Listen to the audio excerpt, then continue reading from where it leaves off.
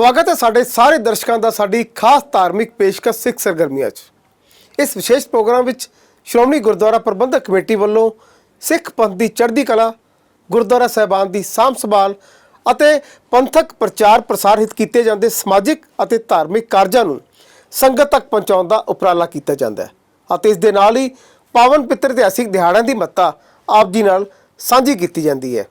सो programme की शुरुआत करते हैं पंथक हल्के दीआं सरगर्मियां दे नाल।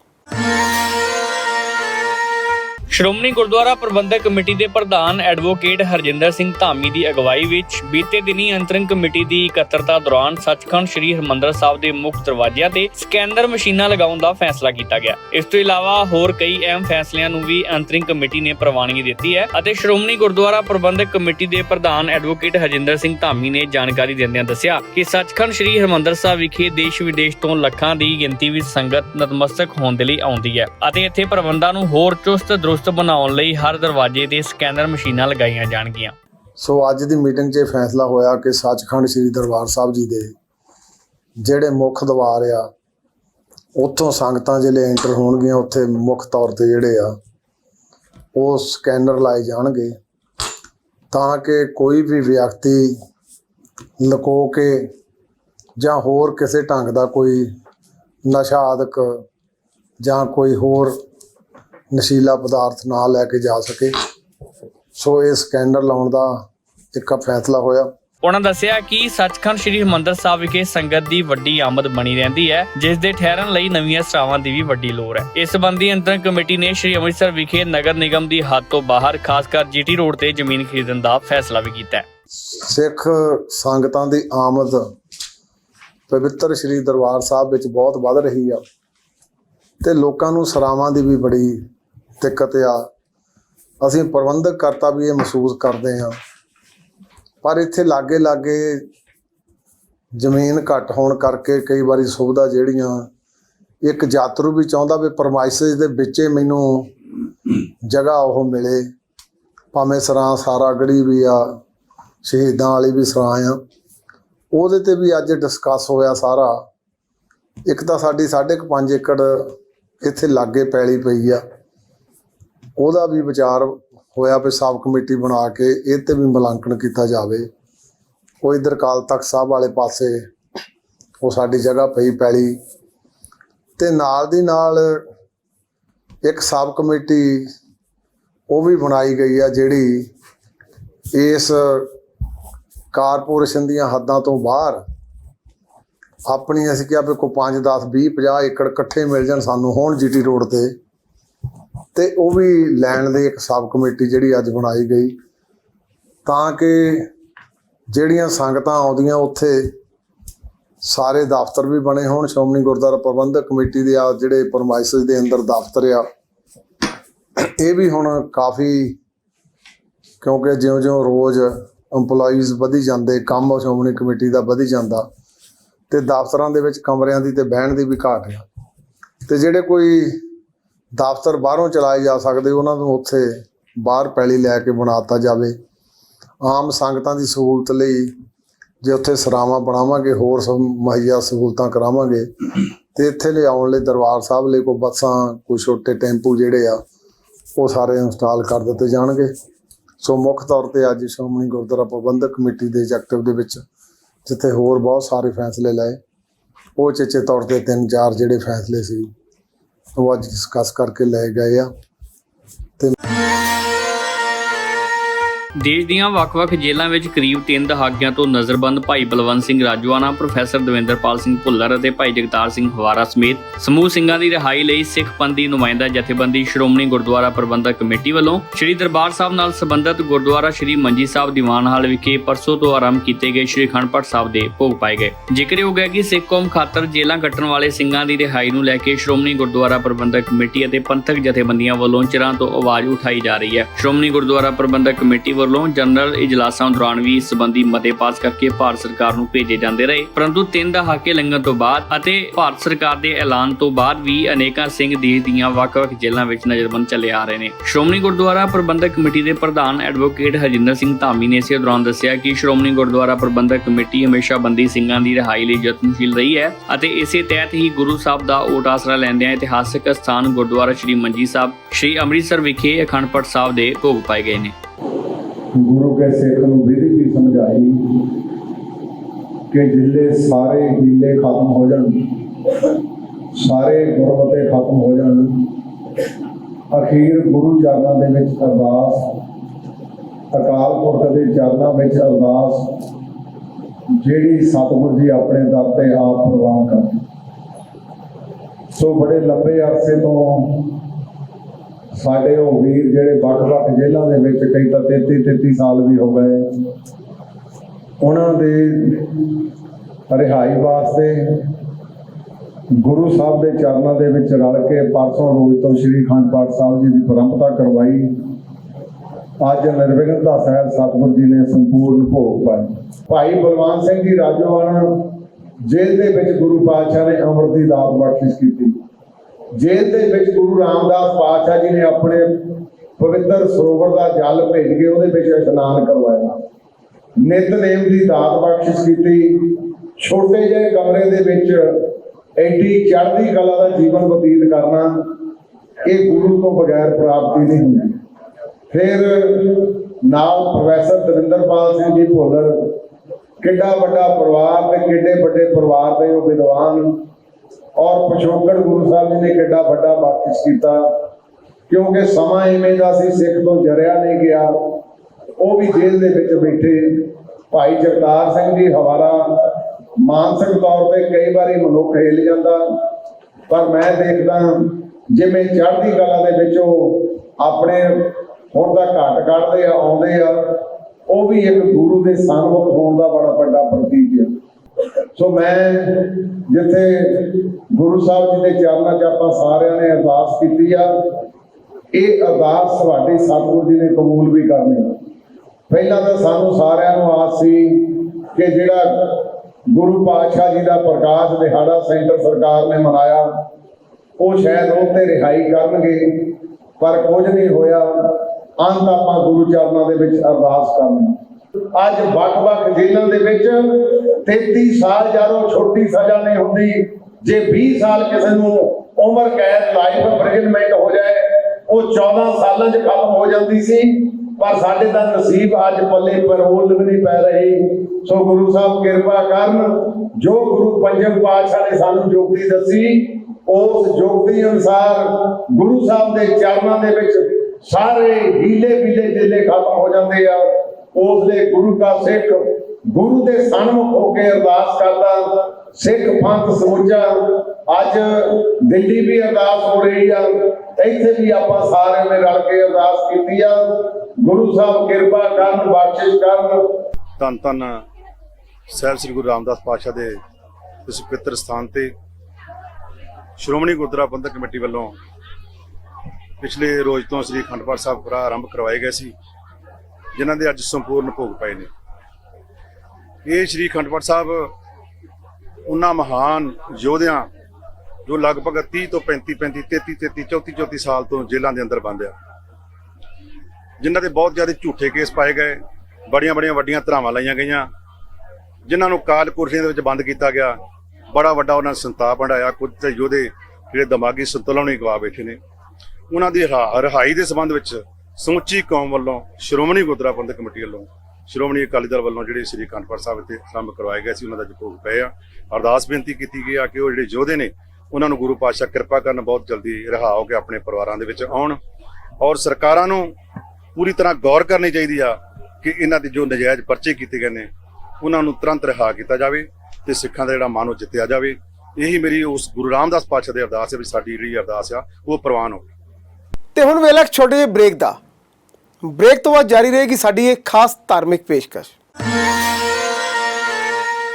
ਸ਼੍ਰੀ Guru Ramdas university of health science Shri Amritsar ਵਿਖੇ 5ਵੀਂ ਅੰਤਰਰਾਸ਼ਟਰੀ live surgical conference ENT conclave 2022 ਦਾ ਆਯੋਜਨ ਕੀਤਾ ਗਿਆ। ਕਾਨਫਰੰਸ ਵਿੱਚ doctor Arun Banik, director national centre for disability studies Navi Delhi ਨੇ ਮੁੱਖ ਮਹਿਮਾਨ ਵਜੋਂ ਸ਼ਿਰਕਤ ਕੀਤੀ। ਕਾਨਫਰੰਸ ਵਿੱਚ ਭਾਰਤ ਭਰ ਤੋਂ 300 ਤੋਂ ਵੱਧ ENT ਡਾਕਟਰਾਂ ਨੇ ਹਿੱਸਾ ਲਿਆ ਤੇ ਵਿਸ਼ਵ ਭਰ ਤੋਂ ਆਨਲਾਈਨ ਮਾਧਿਅਮ ਰਾਹੀਂ ਜੁੜੇ ਪ੍ਰਸਿੱਧ ਡਾਕਟਰਾਂ ਦੁਆਰਾ ਲਾਈਵ ਸਰਜਰੀਆਂ ਰਾਹੀਂ ਅਤੇ ਆਪਰੇਟਿੰਗ ਫੈਕਲਟੀ ਨਾਲ ਸਿੱਧੇ ਤੌਰ ਤੇ ਗੱਲਬਾਤ ਕਰਕੇ ਆਪਣੇ ਗਿਆਨ ਵਿੱਚ ਹੋਰ ਵਾਧਾ ਕੀਤਾ। ਕਾਨਫਰੰਸ ਵਿੱਚ ਖਾਸ ਤੌਰ ਤੇ ਕੋਵਿਡ ਮਹਾਮਾਰੀ ਤੋਂ ਬਾਅਦ ਕੰਨ, ਨੱਕ ਅਤੇ ਗਲੇ ਦੀਆਂ ਬਿਮਾਰੀਆਂ ਦੇ ਅਧਿਐਨ ਉੱਤੇ ਆ ਰਹੀਆਂ ਨਵੀਨਤਮ ਤਕਨੀਕਾਂ ਦੇ ਇਸਤੇਮਾਲ ਤੇ ਜ਼ੋਰ ਦਿੱਤਾ ਗਿਆ। ये एक भारत सरकार की सामाजिक न्याय और अधिकारिता मंत्रालय के अधीन है। ये संस्थान की भारत सरकार की काफ़ी योजनाएं हमें चलाते हैं। इनमें से एक योजना है एडिप स्कीम, जिस स्कीम के अंदर मुफ्त में हमें जो गरीब लोगों को, गरीब माता पिता, श्रवण दिव्यांगजन बच्चों को कॉकलियर इम्प्लांट की सेवादान करते हैं। ये जो गुरु Ramdas university of health sciences, ये एक संस्थान, ये मेडिकल कॉलेज को, ये यूनिवर्सिटी को भारत सरकार से अनुमोदन मिले हैं, जिनको एडिप स्कीम के द्वारा कॉकलियर इम्प्लांट सर्जरी के लिए ये हमें उन्होंने अनुप्रेरित किए हैं। आज पिछले 3 सालों से इस योजना के अंतर्गत गुरु Ramdas university of health sciences उन्होंने लगभग 50 के ऊपर कॉकलियर इम्प्लांट सर्जरी किए हैं और उनके ENT डिपार्टमेंट में उनके जो सर्जरी के बाद रिहेबिलिटेशन प्रोग्राम चला रहे हैं। Oh, so I'm a surgeon, what we call otology surgeon, which means surgeon for ear, for deafness and hearing problems, which means congenital malformation, sequela from the chronic otitis or things like this. And I'm living in France, and I'm operating in a very well-known clinic, which is well-known in the world for this type of surgery. That is based in a very small place called Béziers. I'm sure nobody knows about that, but this is located close to, I would say, between the Italian border and the Spanish border, close to the sea. And a lot of patients come to this clinic, even from foreign countries. So my pleasure here is to come to a very big center. I think this center of research of hearing, and specifically with my friend Jaskaran Singh, is really a very important center, one of the best in India. And this is the main reason why I'm coming here. I don't say to teach anybody here, because I think nobody needs any teaching. ਤੇ ਅੱਜ ਜਿਹੜਾ ਸਾਡੀ conference ਹੋਈ ਹੈ, international conference ਹੈਗੀ ਹੈ, ਇਹਦੇ 'ਚ ਅਸੀਂ ਸਭ ਤੋਂ ਪਹਿਲਾਂ ਕੱਲ੍ਹ ਸਕਲ ਬੇਸ ਦੇ ਕੇਸਿਸ ਕੀਤੇ ਹੈ, ਨਿਊਰੋ ਤੇ ਸਕਲ ਬੇਸ ਦੇ ਕੇਸ ਕੀਤੇ ਹੈ, ਜਿਹੜੇ ਡਾਕਟਰ ਸਤੀਸ਼ ਜੈਨ ਨੇ ਆਪਰੇਟ ਕੀਤੇ ਹੈ। ਲਾਈਵ ਸਰਜਰੀ ਹੋਈ ਹੈ, ਕਹਿਣ ਦਾ ਭਾਵ ਹੈ ਕਿ ਜਿਹੜਾ OT 'ਚ ਆਪਰੇਸ਼ਨ ਹੋ ਰਿਹਾ ਸੀ, ਅਸੀਂ ਡੈਲੀਗੇਟਸ ਜਿੰਨੇ ਵੀ ਆਏ ਹੈ ਉਹਨਾਂ ਨੂੰ ਉਹਨਾਂ ਦੀ ਅਕੈਡਮਿਕ ਟ੍ਰੇਨਿੰਗ ਹੋਈ ਹੈ ਉਹਦੇ 'ਚ, ਅਤੇ ਉਹਦਾ ਜੋ ਆਪਾਂ ਲਾਈਵ ਸਰਜੀਕਲ ਟਰਾਂਸਮਿਟ ਕੀਤਾ। ਦੂਜੇ 'ਤੇ ਡਾਕਟਰ ਦੁਬੇ ਸਾਹਿਬ ਹੈਗੇ ਆ, ਸਾਡੇ ਮੈਂਟਰ ਹੈਗੇ ਆ ਕੌਕਲੀਅਰ ਪਲਾਂਟ ਪ੍ਰੋਗਰਾਮ ਦੇ, ਭੋਪਾਲ ਤੋਂ ਹੈਗੇ ਆ। ਸਰ ਦੀ ਸੁਪਰਵਿਜ਼ਨ 'ਚ ਅਸੀਂ ਹੁਣ 130 ਇੰਪਲਾਂਟ ਕਰ ਲਏ ਕੌਕਲੀਅਰ ਪਲਾਂਟ। ਸਾਡਾ ਕਾਫੀ ਸਕਸੈਸਫੁਲ ਪ੍ਰੋਗਰਾਮ ਚੱਲ ਰਿਹਾ ਕੌਕਲੀਅਰ ਪਲਾਂਟ ਦਾ। ਅਤੇ ਸਾਡੇ ਡੀਨ ਸਾਹਿਬ ਦੀ ਡਾਕਟਰ AP ਸਿੰਘ ਦੀ ਇਨਕਰੇਜਮੈਂਟ ਦੇ, ਤਾਂ ਉਹਨਾਂ ਦੀ ਸੁਪਰਵਿਜ਼ਨ ਅਤੇ ਵਿਜ਼ਨ ਦਾ ਹੀ ਸਦਕਾ ਇਹ ਹੈਗਾ ਕਿ ਅੱਜ ਆਪਾਂ ਇੰਨੇ ਸ਼ਾਰਟ ਪੀਰੀਅਡ 'ਚ 130 ਇੰਪਲਾਂਟ ਪੂਰੇ ਕੀਤੇ ਹੈ। ਅਤੇ ਸਾਡੇ ਚੀਫ ਗੈਸਟ ਹੈਗੇ ਆ ਡਾਕਟਰ ਵਣਿਕ, ਬੰਬੇ ਤੋਂ ਆਏ ਹਨ, ਸਾਡੀ ਇਕੁਏਜਨ ਨੂੰ ਗ੍ਰੇਸ ਕਰਨ ਆਏ ਆ, ਸਾਨੂੰ ਬਲੈਸਿੰਗਸ ਦੇਣ ਆਏ ਆ ਕਿ ਅਸੀਂ ਇੱਦਾਂ ਦੇ ਪ੍ਰੋਗਰਾਮ ਹੋਰ ਅੱਗੇ ਕਰੀ ਜਾਈਏ। ਕੁੱਲ ਮਿਲਾ ਕੇ 20 ਆਪਰੇਸ਼ਨ ਹੋਏ ਹੈ ਕੱਲ੍ਹ ਅਤੇ ਅੱਜ ਦੇ ਵਿੱਚ, ਅਤੇ ਇਹ ਸਾਰੇ ਆਪਰੇਸ਼ਨ ਫ੍ਰੀ ਹੋਏ ਹੈ। ਸਾਰੇ ਕੰਪਲੀਕੇਟਡ ਪੇਸ਼ੈਂਟਸ ਵੀ, ਕਾਫੀ ਜ਼ਿਆਦਾ ਐਡਵਾਂਸਡ ਸਰਜਰੀ ਸੀਗੀਆਂ, ਅਤੇ ਸਾਡੇ ਇੰਸਟੀਟਿਊਟ 'ਚ ਹੁਣ ਇੰਨਾ ਇਨਫਰਾਸਟਰਕਚਰ ਹੈਗਾ ਕਿ ਅਸੀਂ ਇਕੁਅਲੈਂਟ ਟੂ PGI ਜਾਂ ਉਹਦੇ ਤੋਂ ਵੀ ਅਸੀਂ ਐਡਵਾਂਸ ਕੰਮ 'ਤੇ ਆਏ ਹਾਂ। ਅਤੇ ਸਾਡਾ ਇਹੀ ਮੋਟਿਵ ਹੈ ਕਿ ਬੀਇੰਗ ਲੀਡਰਸ ਇਨ ਹੈਲਥ ਕੇਅਰ ਇਨ ਪੰਜਾਬ, ਸਾਡੀ ਰਿਸਪੋਂਸੀਬਿਲਿਟੀ ਵੀ ਬਣਦੀ ਹੈ ਅੱਛੇ ਇਲਾਜ ਦੇ ਨਾਲ ਅਸੀਂ ਨਾਲ ਆਪਣੇ ਫੈਲੋ ਡਾਕਟਰਸ ਨੂੰ ਟ੍ਰੇਨਿੰਗ ਵੀ ਦਈਏ। ਅਤੇ ਉਹ ਟ੍ਰੇਨਿੰਗ ਲਈ ਜਿੱਦਾਂ ਸਾਡੇ ਡਾਕਟਰ AP ਸਿੰਘ ਡੀਨ ਹੈਗੇ, ਉਹਨਾਂ ਦਾ ਕੌਨਸਟੈਂਟ ਐਫਰਟ ਰਹਿੰਦਾ ਹੈ ਕਿ ਅਸੀਂ ਜਿੰਨੇ ਵੀ ਸਾਡੇ ਸਟਾਲਵਰਟਸ ਹੈਗੇ ਹੈ ਫੀਲਡ ਦੇ, ਉਹਨਾਂ ਨੂੰ ਇਨਵਾਈਟ ਕਰੀਦਾ, ਉਹਨਾਂ ਦੀ ਨੌਲੇਜ ਆਪਾਂ ਸ਼ੇਅਰ ਕਰੀਦੀ ਹੈ ਅਤੇ ਆਪਣੇ ਡੈਲੀਗੇਟਸ ਨੂੰ ਟ੍ਰੇਨ ਕਰੀਦਾ। ਅਤੇ 250 ਤੋਂ ਉੱਪਰ ਡਾਕਟਰ ਇੱਥੇ ਟ੍ਰੇਨਿੰਗ ਲੈਣ ਆਇਆ ਹੋਇਆ ਹੈ।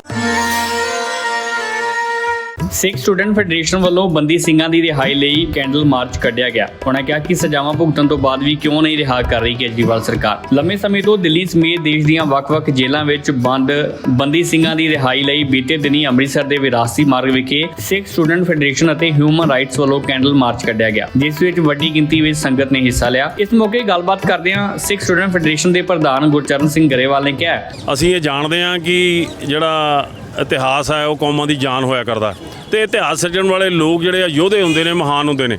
ਸੋ ਅਸੀਂ ਇਹ ਸਮਝਦੇ ਹਾਂ ਕਿ ਜਿਹੜਾ ਸਿੱਖਾਂ ਦੇ ਹੱਕਾਂ ਦੀ ਪਿਛਲੇ ਸਮੇਂ ਲੜਾਈ ਲੜੀ ਗਈ, ਉਸ ਲੜਾਈ ਦੇ ਵਿੱਚ ਬਹੁਤ ਸਾਰੇ ਸੂਰਬੀਰ ਯੋਧਿਆਂ ਨੇ ਉਸ ਹੱਕਾਂ ਦੀ ਲੜਾਈ ਲੜੀ, ਜਿਹਨੂੰ ਦੇਸ਼ ਦੇ ਲੋਕਾਂ ਨੇ ਅੱਤਵਾਦ ਤੇ ਵੱਖਵਾਦ ਦਾ ਨਾਂ ਦਿੱਤਾ। ਪਰ ਅੱਜ ਅਸੀਂ ਦੇਖ ਰਹੇ ਹਾਂ ਕਿ ਬਹੁਤ ਵੱਡੀ ਗਿਣਤੀ ਵਿੱਚ ਜਿਹੜੇ ਸਿੱਖ ਨੌਜਵਾਨ ਨੇ, ਜਿਨ੍ਹਾਂ ਨੇ ਇਹ ਦੇਸ਼ ਦੇ ਹੱਕਾਂ ਦੀ ਗੱਲ ਕੀਤੀ ਆ, ਸਿੱਖਾਂ ਦੇ ਹੱਕਾਂ ਦੀ ਗੱਲ ਕੀਤੀ ਆ, ਉਹ ਜਿਹੜੇ ਜੇਲ੍ਹਾਂ 'ਚ ਬੰਦ ਨੇ, ਕਰੀਬ 3 ਦਹਾਕੇ ਹੋ ਚੁੱਕੇ ਨੇ। ਸੋ ਅਸੀਂ ਇਹ ਸਮਝਦੇ ਹਾਂ ਕਿ ਉਹਨਾਂ ਨਾਲ ਜਿਹੜੀ ਧੱਕੇਸ਼ਾਹੀ ਆ ਇਹ ਬਹੁਤ ਮਾੜੀ ਆ, ਤੇ ਖਾਸ ਤੌਰ ਤੇ ਸਿੱਖ ਬੰਦੀ ਜਿਹੜੇ ਆ ਉਹ ਬੰਦ ਨੇ, ਜਿਹੜੇ ਦਿੱਲੀ ਦੇ ਕਤਲੇਆਮ ਦੇ ਅੰਦਰ ਦੋਸ਼ੀ ਸਨ, ਉਹ ਬਹੁਤ ਸਾਰੇ ਰਿਹਾ ਹੋ ਚੁੱਕੇ ਨੇ, ਆਪਣੀ ਘਰੀ ਆਪਣਾ ਜਿਹੜਾ ਕੋਈ ਜੀਵਨ ਦਾ ਆਨੰਦ ਮਾਣ ਰਹੇ ਆ। ਸੋ ਪਿਛਲੇ ਦਿਨੀ ਮੌਜੂਦਾ ਜਿਹੜੀ ਮੋਦੀ ਸਰਕਾਰ ਹੈ, ਉਹ ਸਰਕਾਰ ਵੱਲੋਂ ਇੱਕ ਫੈਸਲਾ ਲਿਆ ਗਿਆ ਸੀ ਕਿ 550 ਸਾਲਾ ਗੁਰੂ ਨਾਨਕ ਦੇਵ ਜੀ ਦੇ ਪ੍ਰਕਾਸ਼ ਪੁਰਬ ਤੇ ਕਿ ਉਹਨਾਂ ਦੀ ਰਿਹਾਈ ਦਾ ਐਲਾਨ ਕੀਤਾ ਗਿਆ, ਜਿੱਥੇ ਕਿ ਬਲਵੰਤ ਸਿੰਘ ਰਾਜੋਆਣਾ ਦੀ ਫਾਂਸੀ ਨੂੰ ਖਤਮ ਕਰਨ ਦਾ ਸੀਗਾ ਐਲਾਨ। ਪਰ ਉਹ ਐਲਾਨ ਜਿਹੜਾ ਅੱਜ 2-3 ਸਾਲ ਹੋ ਚੁੱਕੇ ਨੇ, ਉਹ ਐਲਾਨ ਜਿਹੜਾ ਉੱਥੇ ਦਾ ਉੱਥੇ ਹੀ ਖੜਾ ਹੈ। ਸੋ ਅਸੀਂ ਇਹ ਸਮਝਦੇ ਹਾਂ ਕਿ ਮੋਦੀ ਸਰਕਾਰ ਜਿਹੜੀ ਆ ਆਪਣੇ ਕੀਤੇ ਵਾਅਦਿਆਂ ਤੋਂ ਕਿਉਂ ਮੁੱਕਰ ਰਹੀ ਆ। ਕੇਜਰੀਵਾਲ ਮੁੱਖ ਮੰਤਰੀ ਆ, ਉਹਦੇ ਵੱਲੋਂ ਜਿਹੜਾ ਫੈਸਲਾ ਕੀਤਾ ਗਿਆ ਕਿ ਦਵਿੰਦਰਪਾਲ ਸਿੰਘ ਭੁੱਲਰ ਦੀ ਰਿਹਾਈ ਦੇ ਵਿੱਚ ਵੱਡਾ ਰੋੜਾ ਅੜਿੱਕਾ ਬਣਾਇਆ ਗਿਆ। 3 ਵਾਰ ਐਪਲੀਕੇਸ਼ਨ ਗਈ ਆ ਉਹਦੀ ਰਿਹਾਈ ਦੇ ਸੰਬੰਧ ਵਿੱਚ, ਕਿਉਂਕਿ ਸੈਂਟਰ ਸਰਕਾਰ ਨੇ ਫੈਸਲਾ ਕਰ ਦਿੱਤਾ, ਪਰ ਉਹ ਵੀ ਜਿਹੜਾ ਫੈਸਲਾ ਲਾਗੂ ਨਹੀਂ ਹੋ ਰਿਹਾ। ਅਸੀਂ ਇਹ ਦੇਖ ਰਹੇ ਹਾਂ ਕਿ ਕਿਉਂ ਸਿੱਖਾਂ ਨਾਲ ਇਸ ਤਰ੍ਹਾਂ ਵਿਤਕਰਾ ਕੀਤਾ ਜਾ ਰਿਹਾ, ਚਾਹੇ ਇੱਥੇ ਕਾਂਗਰਸ ਆਈ, ਚਾਹੇ ਹੁਣ ਭਾਜਪਾ ਆਈ ਆ, ਚਾਹੇ ਇੱਥੇ ਕਿਨਾ ਆਮ ਆਦਮੀ ਆਈ ਆ।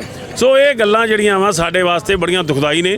ਅੱਜ ਜਿਹੜੀ ਸਿੱਖ ਸਟੂਡੈਂਟ ਫੈਡਰੇਸ਼ਨ ਤੇ ਹਿਊਮਨ ਰਾਈਟਸ ਆਰਗੇਨਾਈਜੇਸ਼ਨ ਵੱਲੋਂ ਅੱਜ ਅੰਮ੍ਰਿਤਸਰ ਗੁਰੂ ਕੀ ਨਗਰੀ ਵਿਖੇ ਇਹ ਬੰਦੀ ਸਿੰਘਾਂ ਦੀ ਰਿਹਾਈ ਦੇ ਸੰਬੰਧ ਵਿੱਚ ਅੱਜ ਇੱਕ ਕੈਂਡਲ ਮਾਰਚ ਜਿਹੜਾ ਕੱਢਿਆ ਜਾ ਰਿਹਾ। ਤੇ ਹੁਣ ਵੇਲਾ ਇੱਕ ਛੋਟੇ ਜਿਹੇ ਬ੍ਰੇਕ ਦਾ। ਬ੍ਰੇਕ ਤੋਂ ਬਾਅਦ ਜਾਰੀ ਰਹੇਗੀ ਸਾਡੀ ਇੱਕ ਖਾਸ ਧਾਰਮਿਕ ਪੇਸ਼ਕਸ਼। ਦਾ ਸ਼ਹੀਦੀ ਦਿਨ ਹੈ। ਅੱਜ ਦੇ ਦਿਨ ਜਮਰੌਦ ਦੇ ਕਿਲੇ ਅੰਦਰ ਉਹਨਾਂ ਨੇ ਪੰਥ ਦੀ ਖਾਤਰ, ਖਾਲਸੇ ਕੌਮ ਦੀ ਖਾਤਰ, ਖਾਲਸੇ ਦੇ ਕੇਸਰੀ ਨਿਸ਼ਾਨ ਦੀ ਖਾਤਰ ਅੱਜ ਦੇ ਦਿਨ ਸ਼ਹਾਦਤ ਦਾ ਜਾਮ ਪੀਤਾ। ਉਹ ਮਹਾਨ ਸੂਰਮਾ ਜਿਨ੍ਹਾਂ ਨੂੰ ਨਲੂਏ ਦਾ ਖਿਤਾਬ ਸ਼ੇਰ ਨੂੰ ਮਾਰਨ ਕਰਕੇ ਮਹਾਰਾਜੇ ਰਣਜੀਤ ਸਿੰਘ ਦੇ ਉੱਪਰ ਜਦੋਂ ਸ਼ੇਰ ਨੇ ਹਮਲਾ ਕੀਤਾ ਤਾਂ ਸ਼ੇਰ ਨੂੰ ਦੋਵਾਂ ਹੱਥਾਂ ਨਾਲ ਉਹਦੇ ਜਵਾੜਿਆਂ ਤੋਂ ਪਕੜ ਕੇ ਉਹਨੂੰ ਮੌਤ ਦੇ ਘਾਟ ਉਤਾਰ ਦਿੱਤਾ, ਤਾਂ ਮਹਾਰਾਜੇ ਰਣਜੀਤ ਸਿੰਘ ਨੇ ਉਹਨਾਂ ਨੂੰ ਨਲੂਏ ਦਾ ਖਿਤਾਬ ਦਿੱਤਾ।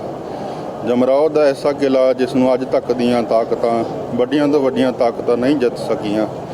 ਇੱਕੋ ਇੱਕ ਕੌਮ ਦਾ ਮਹਾਨ ਜਰਨੈਲ, ਵਿਸ਼ਵ ਦੇ 10 ਜਰਨੈਲਾਂ ਦੇ ਵਿੱਚ ਜਿਨ੍ਹਾਂ ਦਾ ਨਾਮ ਸ਼ਾਮਲ ਹੈ, ਉਹ ਕੌਮ ਦਾ ਹੀਰਾ ਜਿਨ੍ਹਾਂ ਨੇ ਖਾਲਸੇ ਦਾ ਨਿਸ਼ਾਨ, ਕੇਸਰੀ ਨਿਸ਼ਾਨ ਉਸ ਜਮਰੌਦ ਦੇ ਕਿਲੇ ਦੇ ਉੱਪਰ ਝੁਲਾਇਆ ਤੇ ਉੱਪਰ ਕਾਬਜ਼ ਵੀ ਰੱਖਿਆ। ਅੰਤਲੇ ਸਵਾਸਾਂ ਤੱਕ ਆਪ ਉਸ ਨਿਸ਼ਾਨ ਨੂੰ ਗੁਰਸੰਗਤ ਜੀ ਨਤਮਸਤਕ ਹੁੰਦੇ ਰਹੇ, ਉੱਥੇ ਕਾਬਜ਼ ਰੱਖਿਆ ਤੇ ਉਹਦੇ ਲਈ ਸ਼ਹਾਦਤ ਦਾ ਜਾਮ ਪੀਤਾ, ਜਿਸ ਕਰਕੇ ਅਕਾਲੀ ਫੂਲਾ ਸਿੰਘ ਜੀ ਵੱਲੋਂ ਉਹਨਾਂ ਨੂੰ ਸਰਦਾਰ ਦਾ ਖਿਤਾਬ, ਮਹਾਨ ਜਰਨੈਲ ਦਾ ਖਿਤਾਬ ਪ੍ਰਾਪਤ ਸੀ, ਜਿਨ੍ਹਾਂ ਦੇ ਨਾਮ ਦਾ ਮਹਾਰਾਜੇ ਵੱਲੋਂ ਖੁਸ਼ ਹੋ ਕਰਕੇ ਉਹਨਾਂ ਨੂੰ ਜਿੱਥੇ ਕਸ਼ਮੀਰ ਦਾ ਗਵਰਨਰ ਥਾਪਿਆ, ਉੱਥੇ ਕਸ਼ਮੀਰ ਦੇ ਵਿੱਚ ਆਪਣੇ ਨਾਮ ਦਾ ਸਿੱਕਾ ਚਲਾਉਣ ਦੀ ਆਗਿਆ ਦਿੱਤੀ।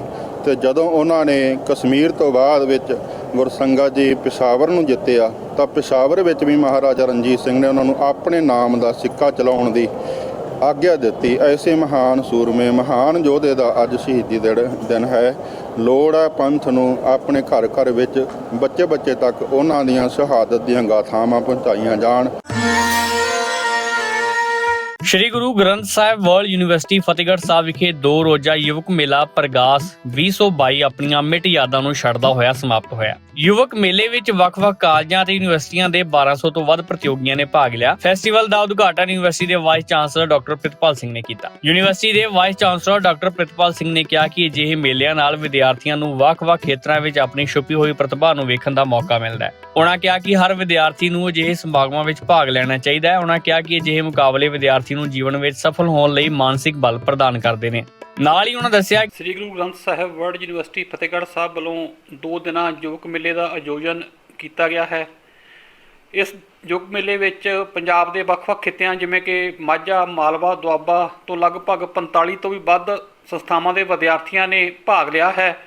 ਇਸ 2 ਦਿਨਾਂ ਯੁਵਕ ਮੇਲੇ ਦਾ ਮੰਤਵ ਵਿਦਿਆਰਥੀਆਂ ਨੂੰ ਆਪਣੇ ਅਮੀਰ ਸੱਭਿਆਚਾਰ ਨਾਲ ਜੋੜਨ ਦਾ ਇੱਕ ਉਪਰਾਲਾ ਸੀ, ਜਿਸ ਵਿੱਚ ਅਸੀਂ ਵੱਖ-ਵੱਖ ਮੁਕਾਬਲੇ ਜਿਵੇਂ ਕਿ declamation contest, rangoli competition, face painting, clay modelling, ਵਿਰਾਸਤੀ ਪਿੰਡ ਵੀ ਅਸੀਂ ਇੱਥੇ ਇੱਕ ਸਥਾਪਿਤ ਕੀਤਾ ਆ। ਉਸ ਤੋਂ ਇਲਾਵਾ ਹੋਰ ਮੁਕਾਬਲੇ ਜਿਸ ਤਰ੍ਹਾਂ ਕਿ best out of waste, poster making, slogan writing, ਅਤੇ ਉਸ ਤੋਂ ਇਲਾਵਾ ਜੋ ਸੱਭਿਆਚਾਰਕ ਮੁਕਾਬਲੇ ਹਨ ਜਿਨ੍ਹਾਂ ਵਿੱਚ ਮਲਵਈ ਗਿੱਧਾ, ਭੰਗੜਾ ਅਤੇ ਲੜਕੀਆਂ ਦਾ ਗਿੱਧਾ, ਸਕਿੱਟ, ਨਾਟਕ ਆਦਿ ਸ਼ਾਮਲ ਸਨ। ਇਹਨਾਂ ਸਾਰੇ ਪ੍ਰੋਗਰਾਮਾਂ ਵਿੱਚ ਵਿਦਿਆਰਥੀਆਂ ਨੇ ਬਹੁਤ ਹੀ ਵੱਧ ਚੜ੍ਹ ਕੇ ਸ਼ਮੂਲੀਅਤ ਕੀਤੀ ਅਤੇ ਇਸ ਯੁਵਕ ਮੇਲੇ ਨੂੰ ਬਹੁਤ ਹੀ ਭਰਵਾਂ ਹੁੰਗਾਰਾ ਮਿਲਿਆ ਹੈ। ਮੇਨ ਜੋ ਅਸੀਂ ਫੋਕਸ ਰੱਖਿਆ ਹੈ ਇਸ ਯੁਵਕ ਮੇਲੇ ਦੇ ਵਿੱਚ ਕਿ ਵਿਦਿਆਰਥੀਆਂ ਨੂੰ ਆਪਣੇ ਅਮੀਰ ਸੱਭਿਆਚਾਰ ਨਾਲ ਜੋੜੀਏ, ਤਾਂ ਇਹਦੇ ਵਾਸਤੇ ਅਸੀਂ ਗੱਤਕੇ ਦੇ ਮੁਕਾਬਲੇ ਵਿਦਿਆਰਥੀਆਂ ਦੇ ਕਰਵਾਏ ਹਨ। ਇਸ ਤੋਂ ਬਿਨਾਂ ਸ਼ਬਦ ਗਾਇਨ ਮੁਕਾਬਲੇ, ਗਰੁੱਪ ਸ਼ਬਦ ਗਾਇਨ ਮੁਕਾਬਲੇ ਵੀ ਆਯੋਜਿਤ ਕੀਤੇ ਗਏ ਹਨ। ਇਸ ਯੂਥ ਮੇਲੇ ਦੇ ਵਿੱਚ 1200 ਦੇ ਕਰੀਬ ਵਿਦਿਆਰਥੀਆਂ ਨੇ ਭਾਗ ਲਿਆ, ਜਿਸ ਵਿੱਚ 700 ਵਿਦਿਆਰਥੀ ਬਾਹਰਲੀਆਂ ਸੰਸਥਾਵਾਂ ਤੋਂ ਸਨ ਅਤੇ 500 ਵਿਦਿਆਰਥੀ ਇਸ ਯੂਨੀਵਰਸਿਟੀ ਤੋਂ ਸਨ। ਇਸ ਵਿਸ਼ੇਸ਼ ਪ੍ਰੋਗਰਾਮ ਵਿੱਚ ਸਾਡੀ ਇਹ ਭਰਪੂਰ ਕੋਸ਼ਿਸ਼ ਰਹਿੰਦੀ ਹੈ ਕਿ ਸਾਰੇ ਹਫਤੇ ਦੀਆਂ ਪੰਥਕ ਸਰਗਰਮੀਆਂ ਦੇ ਨਾਲ ਤੁਹਾਨੂੰ ਰੂਬਰੂ ਕਰਵਾਈਏ। ਸਾਡੇ ਇਸ ਪ੍ਰੋਗਰਾਮ ਸੰਬੰਧੀ ਜਾਂ ਸ਼੍ਰੋਮਣੀ ਗੁਰਦੁਆਰਾ ਪ੍ਰਬੰਧਕ ਕਮੇਟੀ ਸੰਬੰਧੀ ਤੁਸੀਂ ਕੋਈ ਰਾਏ, ਕੋਈ ਸੁਝਾਅ ਦੇਣਾ ਚਾਹੁੰਦੇ ਹੋ ਤਾਂ ਮੇਲ ਕਰੋ feedback@ptcnetwork.com ਤੇ। ਅਗਲੇ ਹਫਤੇ ਫਿਰ ਹਾਜ਼ਰ ਹੋਵਾਂਗੇ ਸਿੱਖ ਸਰਗਰਮੀਆਂ ਲੈ ਕੇ। ਤਦ ਤੱਕ ਲਈ ਦਿਓ ਇਜਾਜ਼ਤ। ਵਾਹਿਗੁਰੂ ਜੀ ਕਾ ਖਾਲਸਾ, ਵਾਹਿਗੁਰੂ ਜੀ ਕੀ ਫਤਿਹ।